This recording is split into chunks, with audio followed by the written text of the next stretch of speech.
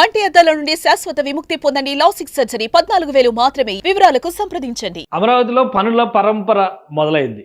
Already cabinet డెసిషన్స్కి అన్నీ కూడా ready చేసి ప్రొసీజర్ పరంగా, ఎందుకంటే చాలామంది కామెంట్స్ పెడుతున్న వాళ్ళు కానీ, ఇన్ఫర్మేషన్ అంటే నాకు ఫీడ్బ్యాక్ వస్తున్నటువంటి వాటిలో కానీ, అమరావతికి సంబంధించి ఎంత చెప్తున్నా కానీ అక్కడ జరుగుతున్నటువంటి యాక్టివిటీ చాలా తక్కువ ఉంది అనేటువంటి చర్చని లేవదీస్తున్నారు. వారందరికీ ఒక సమాధానం ఇచ్చేటువంటి ప్రయత్నం ఇది. ఎందుకంటే ప్రభుత్వం ఏ పని చేసినా కానీ ప్రొసీజర్ పరంగా చాలా నిర్దిష్టమైనటువంటి ప్రక్రియని ఫాలో అవ్వాల్సినటువంటి అవసరం ఉంటుంది. మన అవసరానికి తగ్గట్టుగా ఈ రోజు ఈ పని మొదలు పెట్టేయడానికి ప్రభుత్వ యంత్రాంగం, ఎందుకంటే ప్రభుత్వం లెజిస్లేచర్ పార్ట్ అయితే అమలు చేసేటువంటి బాధ్యత ఎగ్జిక్యూటివ్ అథారిటీ అంటే బ్యూరోక్రసీ. ఈ రెండింటి మధ్య సమన్వయం ఎప్పుడు కూడా ప్రొసీజర్ పరంగా జరగాలి, కానీ వాళ్ళిద్దరి మధ్య మ్యూచువల్ అండర్స్టాండింగ్ పరంగా జరగకూడదు. ఎందుకంటే నువ్వు ఇది చెయ్యి, నేను అది చేసి పెడతా అనేటువంటి పరిస్థితి వస్తే దేశం అడుక్కు తినే పరిస్థితి వస్తుంది.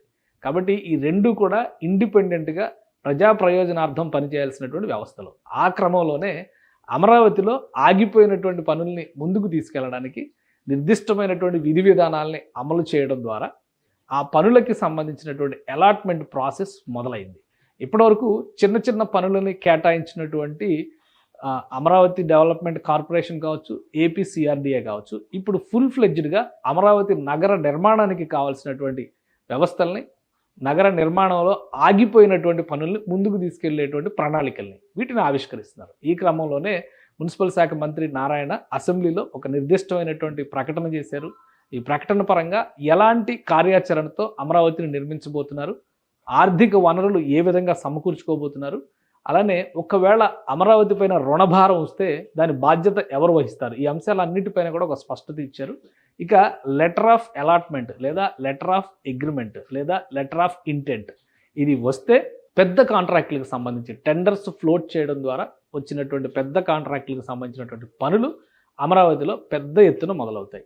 మంత్రి నారాయణ మాటల్లోనే చెప్పాలంటే వచ్చే నెలలో కనీసం 20,000కు తక్కువ కాకుండా కార్మికులు కావచ్చు, ఇంజనీర్లు కావచ్చు, ఇతర ప్రొఫెషనల్స్ కావచ్చు, అన్ని విభాగాల నుంచి చూసినప్పుడు 20,000 మంది కనీసం అమరావతి ప్రాంతంలో నిర్మాణ పనుల్లో పాల్గొంచుకునేటువంటి అవకాశం ఉంటుంది.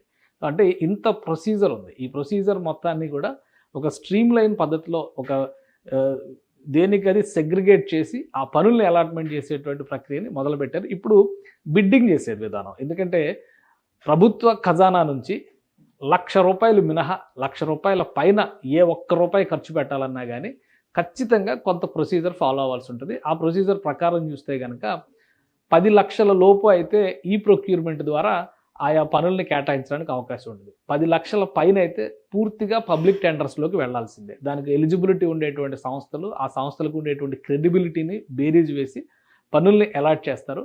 అలాంటి స్థాయి ఉన్నటువంటి పనుల్ని అలాట్ చేసేటువంటి క్రమంలో ఓవరాల్గా టెండర్ల ఓపెనింగ్ ప్రక్రియ అనేది మొదలైపోయింది. అందులో ఎన్ని పనులు అలాట్ చేయాలనే దానిపైన కూడా క్లారిటీ వచ్చింది. ఈ డేటాని మున్సిపల్ శాఖ మంత్రి అఫీషియల్గా రిలీజ్ చేశారు. ఒకసారి మనం ఆ డేటాని పరిశీలించేటువంటి ప్రయత్నం చేద్దాం. ఇది ఏపీసీఆర్డీఏ ఇప్పటివరకు ఇచ్చినటువంటి మొత్తం టోటల్ పనులకి సంబంధించి ఏపీసీఆర్డీఏ ఆర్ మున్సిపల్ శాఖ మొత్తంగా ఇచ్చినటువంటి పనుల్లో 59 రకాల టెండర్లని క్లియర్ చేసేసింది. అంటే మొత్తం 65 రకాల పనులకు సంబంధించి టెండర్స్ రిలీజ్ చేశారు. ఇంకా కొన్ని పనులు పెండింగ్ ఉన్నాయి. కానీ ఈ 65 రకాల పనుల్లో 59 టెండర్స్ని నిన్ననే క్లియర్ చేశారు. వాటి విలువ చూస్తే 37,702 కోట్ల రూపాయల విలువైనటువంటి పనులు. ఇందులో 22,607 కోట్ల రూపాయలు విలువ చేసేటువంటి పనుల్ని ఏపీసీఆర్డీఏ 22 ప్రాజెక్టుల రూపంలో రిలీజ్ చేస్తుంది. అంటే ఇందులో ఆల్ ఇండియా సర్వీస్ ఆఫీసర్స్ దగ్గర నుంచి భవనాలు, భవన సముదాయాలకు సంబంధించినటువంటి టెండర్స్ అన్నీ కూడా ఏపీసీఆర్డీఏనే ఫ్లోట్ చేసింది. ఇది చాలా ముఖ్యమైనటువంటి అంశం. అంటే గవర్నమెంట్ కాంప్లెక్స్లు, గవర్నమెంట్కి సంబంధించినటువంటి భవనాలు, ప్రభుత్వ భవనాలకు సంబంధించినటువంటి సముదాయాలు అన్నిటికీ సంబంధించిన ప్రాజెక్టులు ఏపీసీఆర్డీఏని రిలీజ్ చేసింది. అందులో 22 ప్రాజెక్టులు ఉన్నాయి.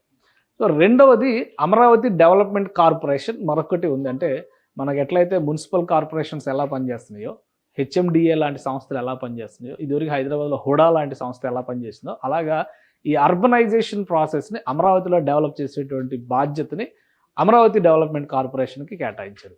ఇన్ఫ్రాస్ట్రక్చర్ రిలేటెడ్ పనులన్నీ కూడా అమరావతి డెవలప్మెంట్ కార్పొరేషనే చేస్తుంది. అందుకనే ఆ సంస్థకు సంబంధించినటువంటి పనులు చూస్తే 15,000 95 కోట్ల రూపాయలు విలువైనటువంటి పనులు, మొత్తం 37 రకాల ప్రాజెక్టులు ఉన్నాయి ఇందులో. 37 రకాల ప్రాజెక్టులు అనేది చాలా పెద్ద నంబర్. అంటే ఇక్కడ చూడండి, ఇక్కడ వాల్యూమ్ ఇక్కడ ఎక్కువ కనిపిస్తుంది, ప్రాజెక్టుల సంఖ్య తక్కువ కనిపిస్తుంది. అంటే పెద్ద పెద్ద ప్రాజెక్టులన్నీ సిఆర్డీఏ హ్యాండిల్ చేస్తుంది. ఇన్ఫ్రాస్ట్రక్చర్కి సంబంధించి రహదారుల వ్యవస్థ నుంచి తాగునీటి సదుపాయాలు, డ్రైనేజ్ వ్యవస్థలు, నీటిపారుదల వ్యవస్థల నిర్వహణ, ఇటువంటి ఇన్ఫ్రాస్ట్రక్చర్ వ్యవహారాల మొత్తాన్ని కూడా అమరావతి డెవలప్మెంట్ కార్పొరేషనే చూస్తుంది. అందులో భాగంగా 37 ప్రాజెక్టులకి క్లియరెన్స్ వచ్చేసింది. అంటే ఫైనలిస్టులు ఎవరు, టెండర్స్ ఎవరు వేశారు, ఫైనల్ వెండర్ ఎవరు అనేది కూడా తేల్చేశారు. అయితే ఇక్కడ కూడా మళ్ళీ ఒక ప్రొసీజర్ ఉంది, అది ఒకసారి నేను ఎక్స్ప్లెయిన్ చేస్తాను. ఇది క్యాబినెట్లో ఈ నెల 17వ తేదీన క్యాబినెట్ మీటింగ్ జరగబోతుంది. క్యాబినెట్ అప్రూవల్ ఉండాలి.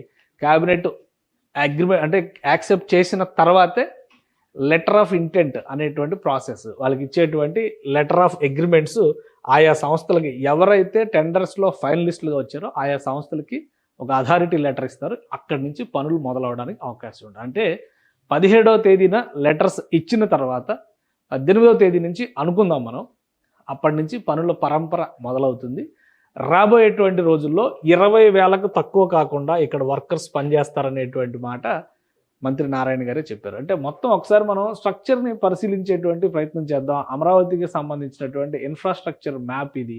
టోటల్గా ఎక్కడెక్కడ ఏమేమి ఉండాలి, ఎక్కడెక్కడ ఎలాంటి నిర్మాణాలు చేయాలి, దానికి సంబంధించినటువంటి మ్యాప్ కింద మనం దీన్ని చూడాల్సి ఉంటుంది. అలానే water pumping stations, over head tanks, ఇవన్నీ కూడా అమరావతి డెవలప్మెంట్ కార్పొరేషన్ చేసేటువంటి పనుల కింద మనం చూడాల్సి ఉంటుంది. మొత్తం టోటల్ సీడ్ క్యాపిటల్ ఏరియా ఇది. ఈ సీడ్ క్యాపిటల్ ఏరియాలో క్రియేట్ చేసేటువంటి ఇన్ఫ్రాస్ట్రక్చర్ అంతా కూడా AP CRDA plus Amaravati development corporation చూస్తుంది. కాబట్టి అందులోనే ఎల్పిఎస్ రోడ్లు, ట్రంక్ రోడ్లు, AGC housing building, LPS zone అంటే ఎవరైతే లబ్ధిదారులు భూమిని ఇచ్చారో వాళ్ళందరికీ కూడా ప్లాట్ల అలాట్మెంట్ జరిగింది. వాళ్ళ లేఅవుట్లు కూడా ప్రభుత్వమే డెవలప్ చేస్తుంది. ఇలానే ఫ్లడ్ మిటిగేషను, వాటర్ ఫీడర్ మెయిన్, అలానే వాటర్ రింగ్ మెయిన్, ఇక్కడ సివేజ్ ట్రీట్మెంట్ ప్లాంట్లతో పాటు ఓవర్ హెడ్ ట్యాంకులు, పంపింగ్ స్టేషన్లు, ఇంటేక్ వెల్స్, ఈ Amaravati government complex, land pooling scheme ద్వారా చేసినటువంటి ఇవన్నీ కూడా ఈ పనుల్లోనే వస్తాయి. అంటే ఇవి మేజర్ వర్క్స్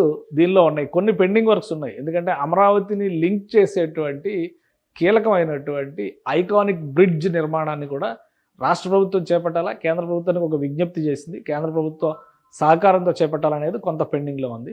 సీడ్ యాక్సిస్ రోడ్డుకి సంబంధించి రిమైనింగ్ పార్ట్ నిర్మాణం, దానికి కూడా టెండర్స్ పిలవాలి. అవి కూడా బహుశా ఇంకొక వారం 10 రోజుల్లో పిలిచేటువంటి అవకాశం ఉంది. దాని మీద కొంత టెక్నికాలిటీస్ ఉండడం వల్ల వర్క్ చేస్తున్నారు.